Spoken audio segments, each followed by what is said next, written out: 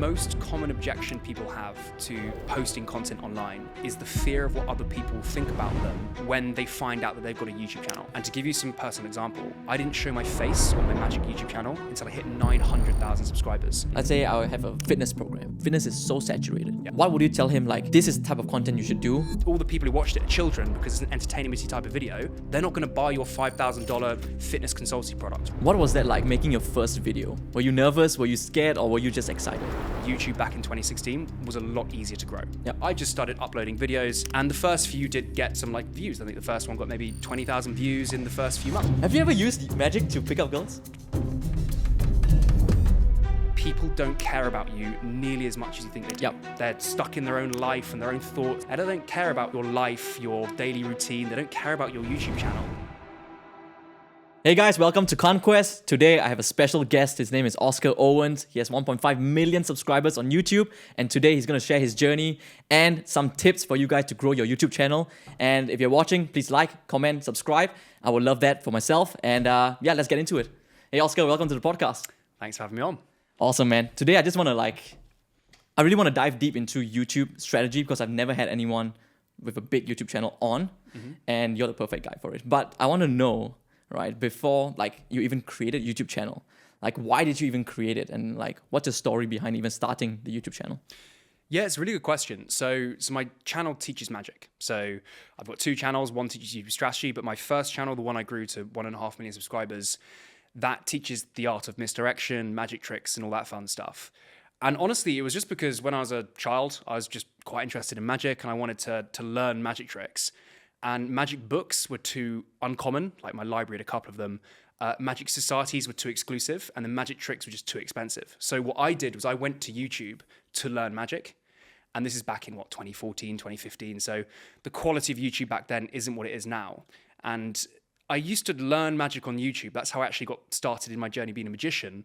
But the one thing that always frustrated me was people would record their YouTube magic trick tutorials with a shaky webcam. It was really low quality footage. And I just wanted someone who would perform a trick and then explain how that trick worked. And it just really frustrated me that people didn't do that on YouTube. And then that frustration kind of turned into inspiration when I was like, oh, why don't I just do it myself? Yeah. So I started just creating YouTube videos, teaching magic in the way in which I would want to learn it. And that clearly resonated with other people. And honestly, I've been doing it for 10 years, haven't stopped since. And yeah, I've been posting ever since. And it's been a great, very magical journey in itself. 10 years? Yeah. So you started your first video when you were?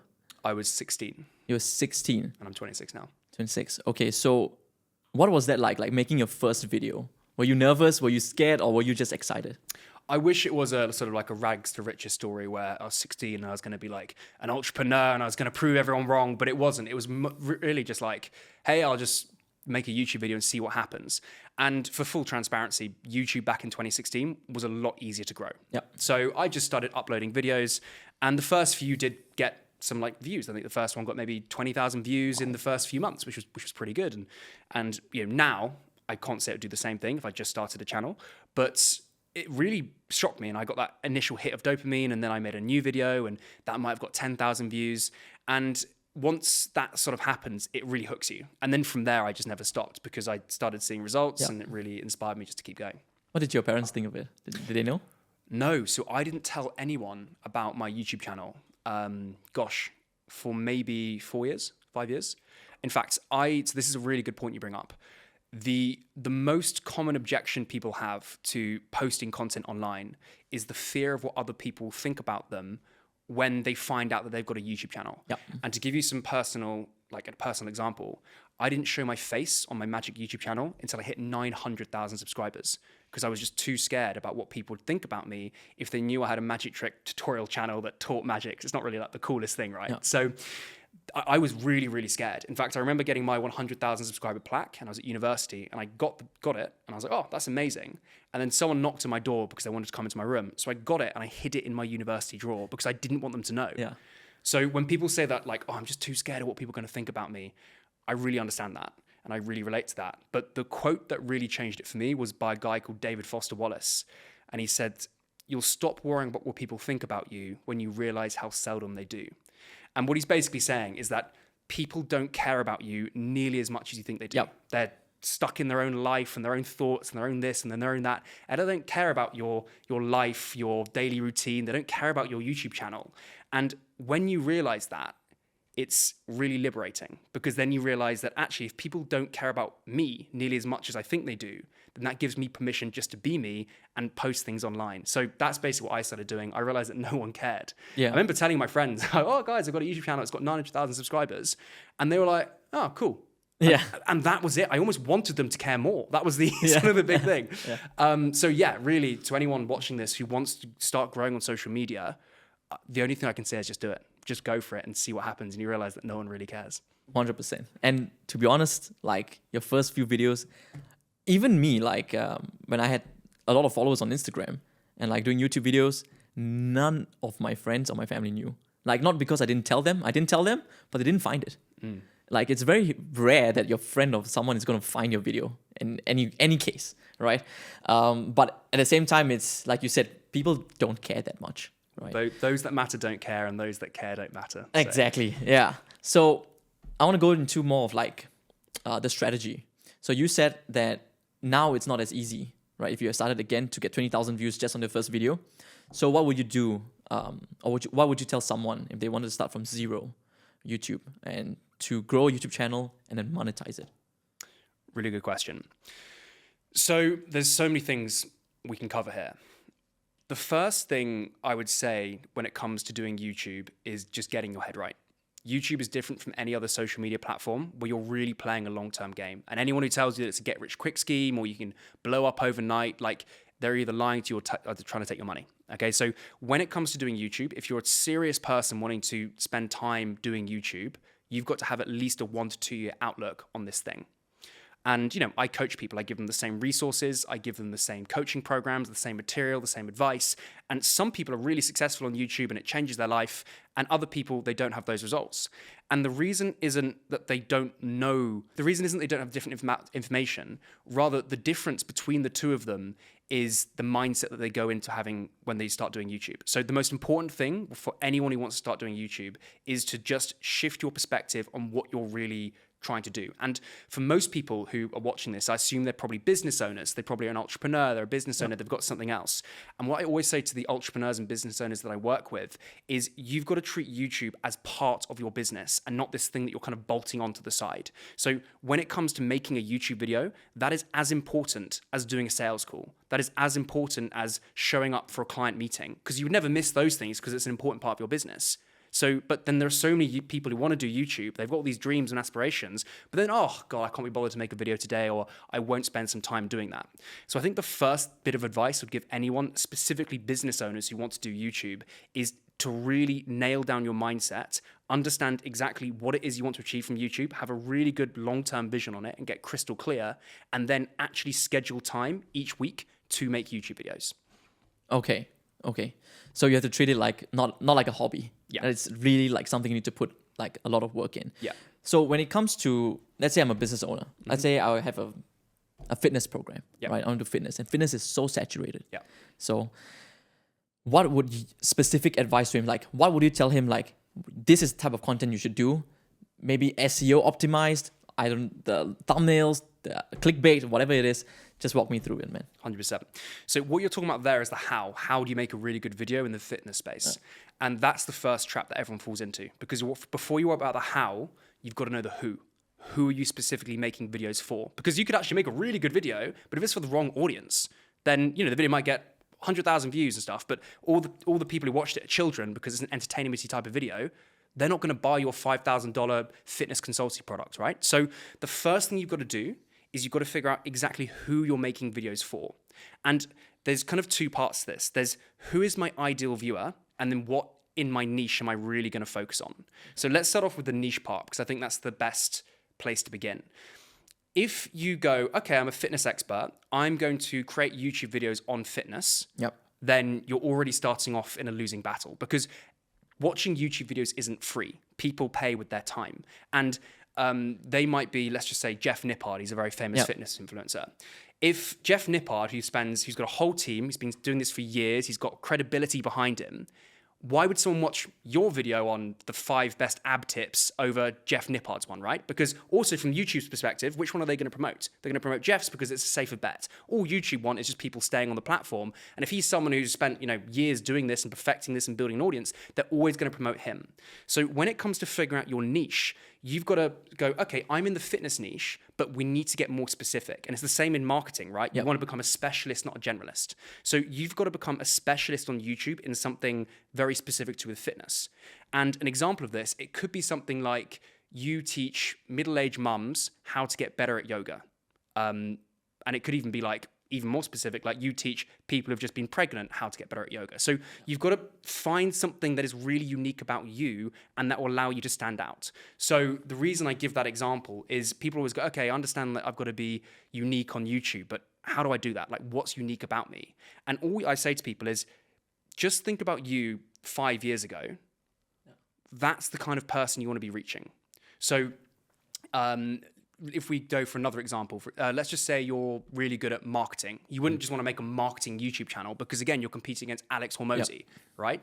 But let's just say you've really specialized for the last few years in marketing for fitness brands. Let's just say that's what you do and you've got a whole bunch of case studies. Then the YouTube channel you create is specifically about how, let's say, fitness brands can get better at landing pages and cold email, and you go down that route. Okay. Now, the problem that people always have here is they go, but Oscar, if I go so niche, then my channel's never going to grow. Yep.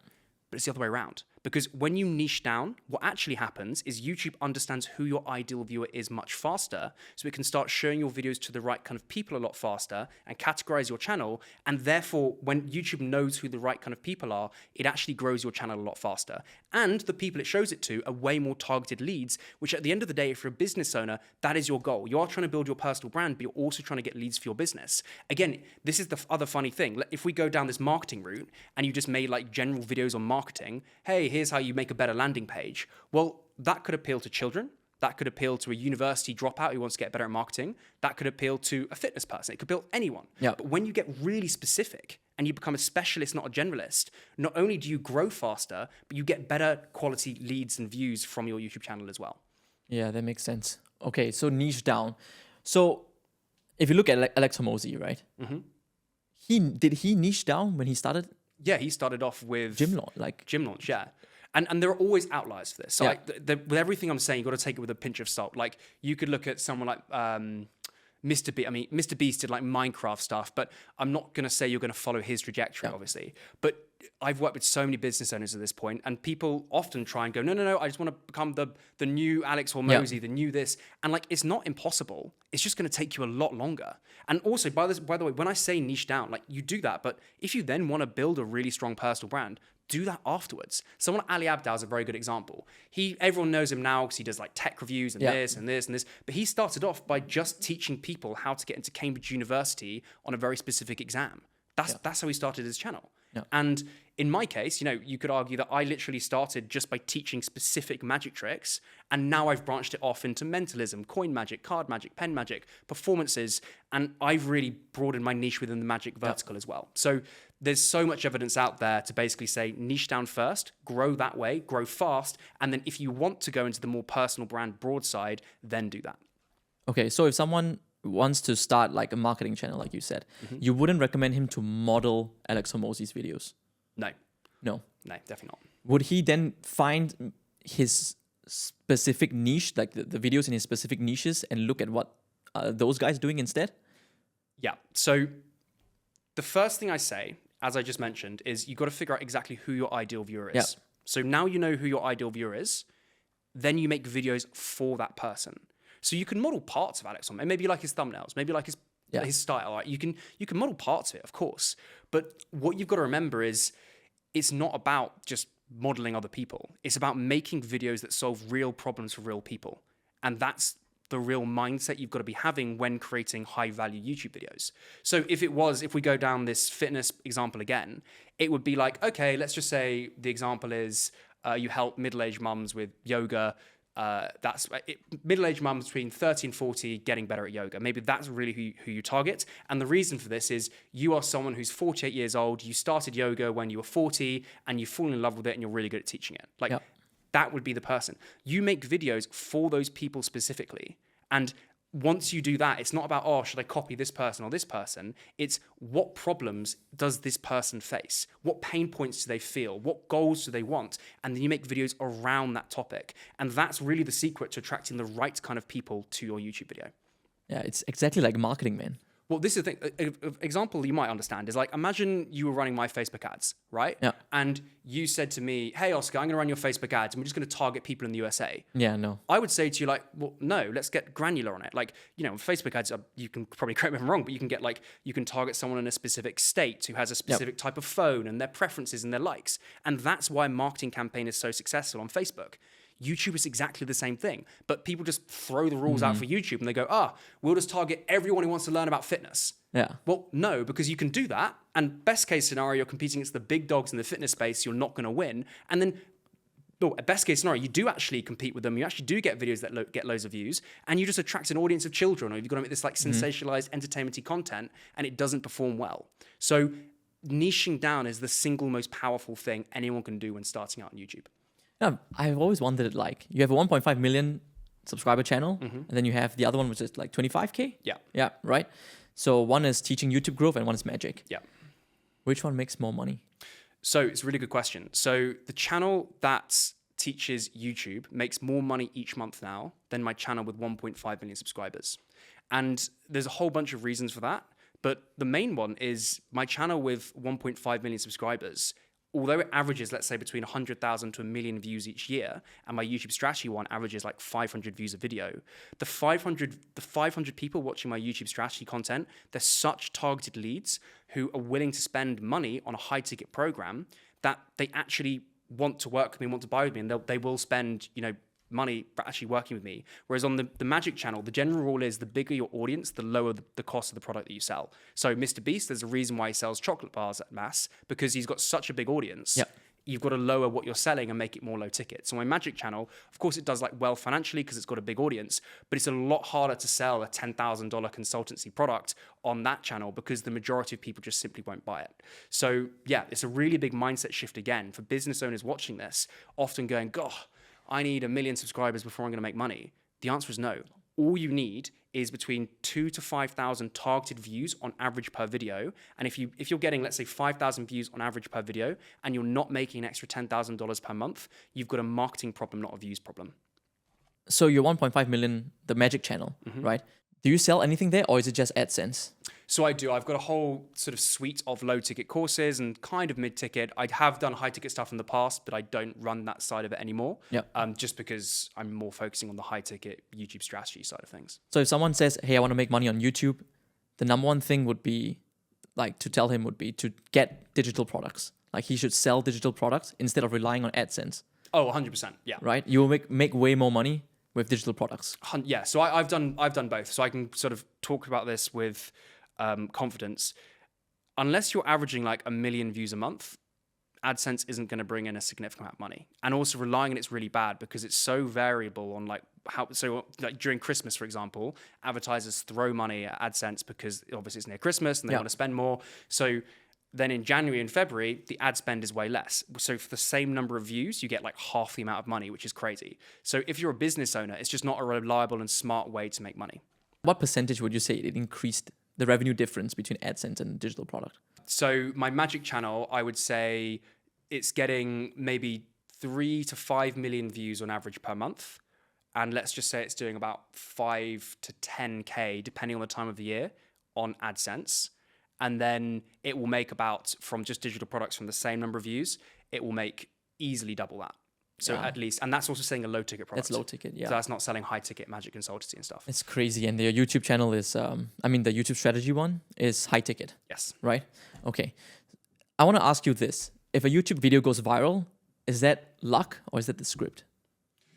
There's a whole combination of factors that can make a YouTube video go viral. And most of the time, though, it's neither of those things. It's the video idea.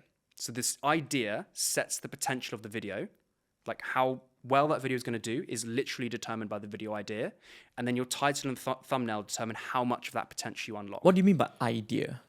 So when you create a YouTube video, it's ideation is the single most important part. Like, what is this video about? And what most people do is they just kind of twiddle their thumbs for a bit, go, oh, I'll make a video on this. and then they go and make that video, and they might spend 5% of the time to come up with the video idea, and then the rest of the time scripting, filming, editing, and doing all that stuff. In reality, you need to flip the script, because the idea is the thing that makes the people click on the video in the first place, right? You could have the best video in the world, like scripted by Mr. Beast's team and edited by them. But if the idea is you just drinking your cup of coffee in the morning, no one's going to click on that video because it's really boring. So the first thing you should do when it comes to creating YouTube videos is come up with really good video ideas. And to let you know how important this is, if we do it on like a timeline, at least 30% of your time should be spent on ideation. Because if you get this part wrong, everything else doesn't matter. In fact, I've seen a lot of like really badly scripted videos, but the idea is just so interesting that I will click on it anyway. Does that make sense? Yeah. So when it comes to doing ideation, like this is how you actually do it though. So people always go, okay, I understand idea is important, but like how do you come up with a really good video idea? And the biggest mistake people make is, again, they sit in their room and they just try and come up with an idea, and that's not a good way to do it. Instead, what all the top creators do is they look for what are known as outliers. So what you'll do is you'll go on another channel in your niche and you'll find the highest performing video within the last year. So really simple to do. Let's just say you're in the coffee niche. You'd find another coffee YouTube channel. You then go on their most popular videos and then find a video that's been made in the last 12 months, not one that's made 10 years ago, because that could have got more views for a whole variety of different reasons. So one that's done really well in the last 12 months. And then you look at that video and you see what is the idea behind that video. I'll give you a personal example. I'm in the magic niche. So I saw on a competitor's channel, I saw he did a magic trick, which was 5 easy bar tricks anyone can do. That was the video. And that has been his best performing video this year. And I was like, awesome, really interesting idea. So it's easy magic tricks. You can do them at a bar. I was like, okay, let me play around with the idea. And you're not copying it. You just take it as your starting point. So I basically made a new video called like 5 visual card tricks anyone can do. So I've taken his idea, I've adjusted it, but it's proven to work. Yep. And that video I made got 350,000 views in 7 days. Wow. Now, that's not because I'm so great or because I've cracked the code or anything. It's just because I found a video idea that already worked and then took it. Mr. Beast is another example if we go down this route. Or Alex Hormozy, he does it with all his videos. He's not sitting down coming up with new video ideas. Instead, what they do is they look for outliers on other channels and then just take those ideas as a starting point. Mr. Beast, for example, he made a video called like Train versus Giant Pit, and it's got like 400 million views. 10 years ago, guess what? There's a video called Train versus Giant Pit and it had 100 million views. Now, the two videos are entirely different. Yep. Right? It's Mr. Beast, but the idea is the same. Because Mr. Beast is going to spend all this money on a YouTube video, they don't want to spend the money and then it just doesn't work. So they find ideas that are proven to work. Even his thing, which was like $100 plane ticket versus $1,000 plane ticket, like he didn't come up with that. Other YouTubers have done it. I think BuzzFeed used to do this stuff years ago. And it was so popular, they just adapted the idea for the YouTube. So that's really how ideation works. What it sounds to me, the ideation isn't it just basically the title of the video? No. So the title and thumbnail represent the video idea. So they are very, very closely interlinked. Yep. You could have a really good video idea, but a bad title and thumbnail. So they are separate still. Okay. So once you've come up with a really good idea that you think is innately just, that's really interesting. I can give you an example from the marketing world. So I was working with a client recently and we were trying to come up with video ideas for them. So we went on other channels, looked at outliers, and basically what another channel we'd found, it was like how we worked with someone and made them 100K in 7 days. Or something like that. And the reason the idea is so interesting is because it's a large amount of money in a short period of time. If it was just how I made these people 100K, a zillion videos on that. But it was how I made them this amount of money in a short period of time. Then we're like, okay, in your case studies, have you ever done that yourself? And they had a kind of similar one. It was, let's say, 50K in 2 weeks or something on those lines, 50K in 14 days. Yep. And we're like, bam, awesome, really good idea. We'll take that framework and apply it to your next video. And that video they uploaded and it's done really well. Like a magician in YouTube strategies as well, bro. What the fuck? Have you ever used magic to pick up girls? God, we're changing the tone here, aren't we? I have to know. Not to pick up girls, no. I never really went down that route. I'm a bit more. I just love doing magic for like friends and family, and I was doing it at gigs and stuff. But no, I've never gone like hit the streets and been like, all right, guys. Do you think it would work? I mean, it definitely has worked for a lot of people. I've got a lot of magicians, and you ask them that question, and they go, "Well, how do you think I met my girlfriend, or how do you think I met my wife?" But I can't say that's been me. I would think it's pretty cool, man. If I was a girl, you showed me a magic trick, that's it. I appreciate that. But you've been doing it for 10 years, right? Have you at any point felt burnt out? Oh, 100%. And how did you deal with it? So there was a point about I think when my channel hit about 500,000 subscribers and everything was just sort of picking up quite fast. I had my courses, my coaching, my videos all going, all these people wanting to connect with you because that's what happens as you grow your personal brand. And from the outside, it sounds really good and like, oh, what's the problem? But on the inside, I was still at university at this point. I'd just been given a book deal as well, which is incredible. But it was like, a massive book I had to So write. what did you major in? Geography. So okay. completely different. But the real thing that I learned here was I got to the point where it all just got too much. And there's a photo of me and my face is completely swollen from stress and anxiety. Like I look like Quagmire from Family Guy. And yeah, I was walking down the street one day and I literally just collapsed and I had a panic attack. I didn't even know like what a panic attack was. Yeah. So I thought I was having a heart attack. So I actually got rushed to hospital. And then in hospital, I just had all the symptoms of signs of burnout. And I remember I was on the hospital bed and it was really a really low point, obviously. And I was considering, do I just delete my channel and just forget all this happened? And then I was like, no, what I need to do is I'm not the first person to do this. I need to look for a mentor. And so I went and got a mentor. And basically the mentor told me probably the most important lesson I've learned when it comes to the second phase of doing YouTube, which is like really scaling and growing. And that was to build systems and processes that allow you to build the channel even when you're not there. The classic like work on the business, not in the business. Yeah. So I started reading a whole bunch of books. So Buy Back Your Time by Dan Martell was probably the most influential one for me, but also just working with people who taught me how to build teams and hire editors and do all these different things. And initially I had so many reservations. I was like, but no one can edit like me and no one can script like me. And then you find someone who can not only edit like you, they can edit better than you and faster than you, and they're so much better than you every single way, and you just go, wow, I wish I did this 3 years ago. And yeah, so that was a really tough lesson for me. I did burn out, for sure, took some time off, but when I came back, I just had a whole bunch of systems and processes in place, and since then, I've loved every second of doing YouTube. I think everyone still needs to go through that years of just grueling work, right? If not, nothing's going to happen. So if someone comes to you and says, Owen, like Oscar, I'm going to do a YouTube channel. And in 3 months he comes in, he says, I'm burnt out.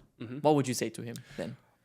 But there's a whole bunch of things I'd try and diagnose that. If they're a business owner, they've got money, I'd say, look, the first thing, just outsource is video editing, right? Because if you outsource video editing, I'm not even joking, you get 80% of your time back. There is no higher leverage thing that you can outsource over video editing.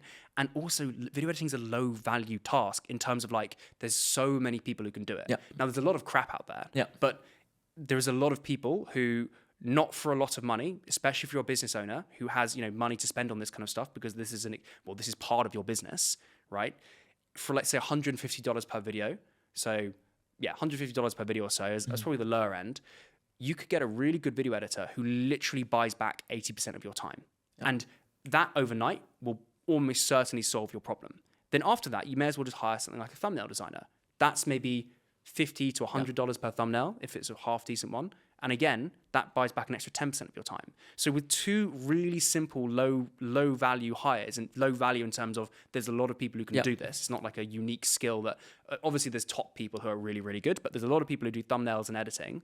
You can pretty much get back 85, 90% of your time. So that's basically the first thing I would say to them. And then there might be other things like how they prioritize in their time. With entrepreneurs and business owners, I often say, look, you're very busy and you've got sales calls and this. Normally they take Sunday off. So I just say Saturday morning, that is your content day. And that's when you block out time, and then little bits added on here and there just to help things around. But they're the main sort of prescriptions I'd give for people who are burnt out. What if it's someone that just starting out the business? So he has no money, he's doing YouTube, and he feels burnt out. But then he can't outsource, right? Would you tell him, hey man, you need to be a little bit more disciplined, you need to handle the stress better? Or would you tell him maybe YouTube's not for you? Yeah, all three are possible. Yeah. All three are possible. YouTube, firstly, is not for everyone. When you commit to doing a YouTube channel, you're committing to a lifestyle choice. It's not, as you said at the very beginning, it's not a hobby. It's not something you just upload when you feel like it, because you can do that, but it's not going to get you results. Yeah. So normally, I think if I was working with them, we would have got past that stage already. So let's assume that they're actually serious about it and they really want to grow a channel. Most people, I think, can find more time in the day. I think one of the most valuable things you can do, I think this was in Buy Back Your Time by Dan Martell, is for a week, every 15 minutes, just write out what you did for the last 15 minutes. It seems really annoying, like, oh, I don't have the time to do that. But when you do this, you basically audit your time and you realize that, oh, actually, I could have saved an hour today by not scrolling on TikTok or not being on Instagram or not doing those certain things. Yep. And that hour that you could have spent doing that, you now spend doing YouTube. And again, that's a really easy way just to get that little bit of extra time. And then the other thing I would say is you want to systematize other parts of your channel as well. So for example, if you can have a permanent setup, it just means you don't have to set up your entire studio every single time you've got to film. So when I started doing that, again, nothing fancy, this was in my room, I just literally, my mum and dad were like, do you want a double bed? And I was like, no, I want a single bed so I can actually have some space to film my magic videos. And that's what I did. It meant my camera was always there. And it just mentally meant, oh, I don't have to like undo everything when I do it. There's other really tiny hacks. I mean, this is getting very nuanced now, but even having things like dummy batteries in your camera, this sounds so silly, but for me, this was like a revelation. The most annoying thing is you're filming and then your battery runs out of charge. You got to take it out and you've got to put it in. I'm sure they've got them here in this podcast studio. You get dummy batteries and it's like, oh, it's so simple, but it's knowing these little hacks that just save time and make the process of YouTube so much faster. Yeah, I remember filming at home and the battery just ran out. Yeah. I was like, I didn't even do the video, bro. I was like, fuck it. I was like, I didn't want to do it anymore. Yeah, exactly. Yeah. But yeah, that's good advice, man. So what are your goals for the next 5 years? Like, do you have a plan for the channel, for your business, for personal growth? Yeah, I mean, with YouTube, it's really just to become the #1 business YouTube strategist in the world. That's really my goal. Yeah. I'm obsessed with YouTube. I think about it every waking hour of the day. I've been doing it for 10 years and I think for me, it's just the most incredible platform. YouTube is so many things to so many different people. It recently overtook Netflix as the #1 streaming platform in the world, which means when someone sits down this is on television, by the way. So when someone sits down and they want to stream something on television, do they go to Netflix? Do they go to Disney Plus? Do they go to Hulu? YouTube is the #1. So YouTube is kind of like the new Netflix. It's the #1 podcast platform in the world now. It's, for some people, it's entertainment if they want to watch Mr. Beast. It's an educational place. And for me, I'm not going to say this is going to be like this forever. I'm sure in 5-10 years' time, something else will come through and there'll be this new big trend. But I really do see YouTube as the future. And I think one of the big things that's going to start happening in the future is blue chip companies who are already spending, $50,000, $100,000 on like an advert that doesn't build an audience, doesn't build brand loyalty. I think they're going to start seeing the power of YouTube and they're going to start entering the space as well, which I think will be very interesting because they're going to have a lot of money behind them, but we'll see how they approach it. I think the best example of that is probably Red Bull. Interestingly, if you watch any Red Bull Instagram video or YouTube video, they never have a Red Bull canister in the content. All they do is they create videos of extreme sports. And what they're trying to do is they're trying to sell the feeling of what it's like having a Red Bull versus like, hey, buy my product. The thing itself, yeah. And it's incredible that everyone talks about them. Oh, the Red Bull racing, the Red Bull this. And I think a lot more companies are going to start moving into that. So one thing for me is I'm starting to move into the corporate world as well, helping bigger companies with their YouTube strategy as well, which I'm finding very interesting. Okay, that's interesting. So not just like these online business owners. You want to go into the big companies, helping them build their YouTube channel. It's very interesting because Tai Lopez, he said, when I was in the mastermind with him, he said the only businesses that will survive are AI and personal brands. And that really stuck with me. And I've been a paid ads guy all the way.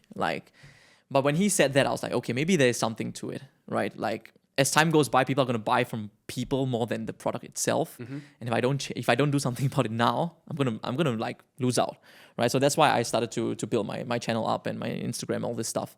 So, but in terms of like monetary goals or personal growth, do you have anything else you want to like hit, like family or something? I don't know, man. Yeah, personal growth is an interesting one. It's funny talking about things that are not YouTube because I don't know what's going to come out of my mouth, which I always find so interesting. So this is new for me. But in terms of personal growth, I try to see sort of just different areas of life. So there's the business side, which we've talked about, which is YouTube. But for me, the different things that I value is health. So I just want to get more dialed in on health, daily routine and work-life balance. For me, that's like just so important. I've done the grinding route where I've just been working all hours. I've actually done the other side of things as well, where I've been a digital nomad and I've just traveled around and, just earned money from YouTube passively and it was fun, but it wasn't that fulfilling. Yeah. And for me, like I've really realized over the last few years doing YouTube and teaching this stuff, that the thing that lights me up more than anything is coaching other people on something that I'm passionate about and just sharing my knowledge with them. But I also do like things like diving and hanging out with friends and going to the gym and being healthy. And I'm still very much in the journey of trying to figure out where that balance lies for me. But yeah, I think just that work-life balance going forward is the most important thing for me. Yeah, I think in the beginning there was no balance in my life. It was like 14 hours a day. I was just working and slow. But I feel like that's necessary at the start. So you really know exactly about like whatever you're doing, the business, the ins and outs, who to hire, who not to hire, everything. And then I started to allocate my time, and now I work a couple hours a day. If I don't want to work, I don't really have to, but I choose to work. But balance is very important. I think it was health, wealth, relationship, happiness. Yeah. So need a balance of all those things. Okay, man, we're going to play a little game, man. Okay, let's go. Ready? Excited. So it's a rapid fire. So this or that. Okay, I'm going to give you two options, and you just have to choose one. You don't have to explain your answer. Okay. Okay? Shorts or long form? Long form. Real estate or Bitcoin? Real estate. Really? Okay.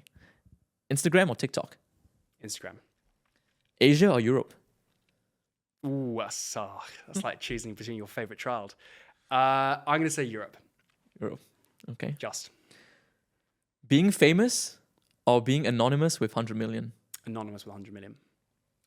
One viral video with 50 million views or 50 videos with 1 million each? Well, I've done both, and it's definitely 50 videos with 1 million views each. Why? Can I just ask why? The video I made with 60 million views was a YouTube short, and it basically wrecked my channel because it was so viral. You've got to really think about who's watching. 60 million people. Basically, I made a YouTube short on my magic channel. It got 60 million views, and it just attracted this army of children to my channel. It got 120,000 subscribers from one 60-second video, which when you say it, people go, oh my God, you've made it successful. Do this again and again. But with such a large influx of people, it basically meant because it was so viral, the age of them was much younger because children are on Instagram and YouTube watching viral clips. And none of them were going to buy my magic products or services. So although my my subscriber count went up, my view count actually went down because the videos that I then started posting on YouTube... They weren't watching it. No, because they wanted more entertainment stuff. Yeah. So I then post a video, these people don't watch it, and that signals to the algorithm this is a bad video, so the algorithm doesn't promote it. And it literally wrecked my business. And it took me 6 months of strategic rebuilding to actually get it to the point where my business was back to normal. So... that's a very, very solid answer to that. Good. But 1 million is, a safe number. Smart and broke or stupid and rich? Smart and broke, definitely. Really? Yeah. Okay. Book smart or street smart? I'm going to say book smart. Interesting. Hard work or talent? Hard work, definitely.